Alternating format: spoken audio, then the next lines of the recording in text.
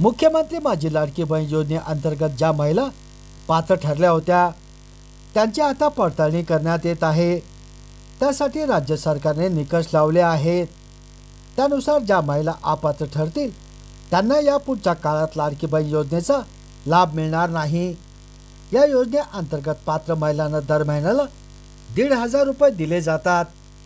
मात्र या योजनेचा गैरफायदा अनेक महिलांनी घेतल्याच्या तक्रारी सरकारकडे आल्या होत्या।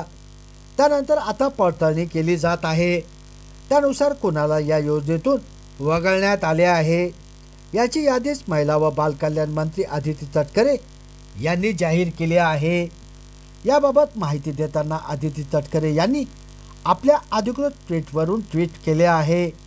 त्या म्हणतात, दिनांक 28 जून 2024 व दिनांक 3 जुलै 2024 रोजी निर्गमित करण्यात आलेल्या शासन निर्णयानुसार अपात्र ठरणाऱ्या महिलांना मुख्यमंत्री माझी लाडकी बहीण योजनेतून वगळण्यात येत आहे। अपात्र ठरवण्यात आलेल्या लाभार्थ्यांचे विवरण खालीलप्रमाणे आहे। असे सांगत कोणत्या महिलांना या योजनेचा यापुढे लाभ मिळणार नाही याची यादी त्यांनी शेअर केली आहे। त्यानुसार संजय गांधी निराधार योजनेच्या लाभार्थी असलेल्या महिलांना या योजनेचा लाभ मिळणार नाही। त्यामुळे या योजनेचा लाभ घेत असलेल्या जवळपास 2,30,000 महिला या लाडकी बहीण योजनेसाठी अपात्र ठरल्या आहेत। शिवाय ज्या महिलांचे वय 65 पेक्षा जास्त आहे अशा तब्बल 1,10,000 महिला अपात्र ठरल्या।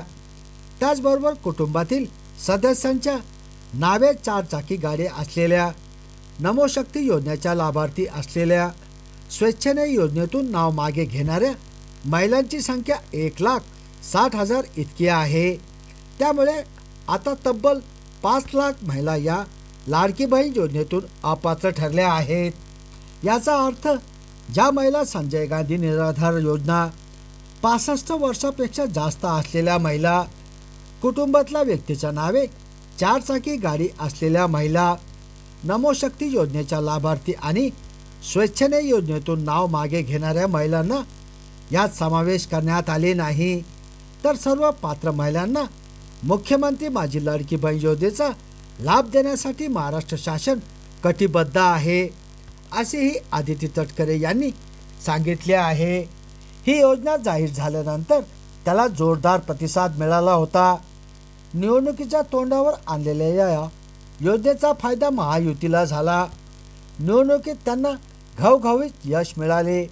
त्यावेळी जवळपास 2,52,00,000 महिला या लाडकी बहीण योजनेसाठी पात्र ठरवण्यात आल्या होत्या। शिवाय त्यांच्या खात्यात 1,500 रुपयाप्रमाणे रक्कमही जमा करण्यात आली होती।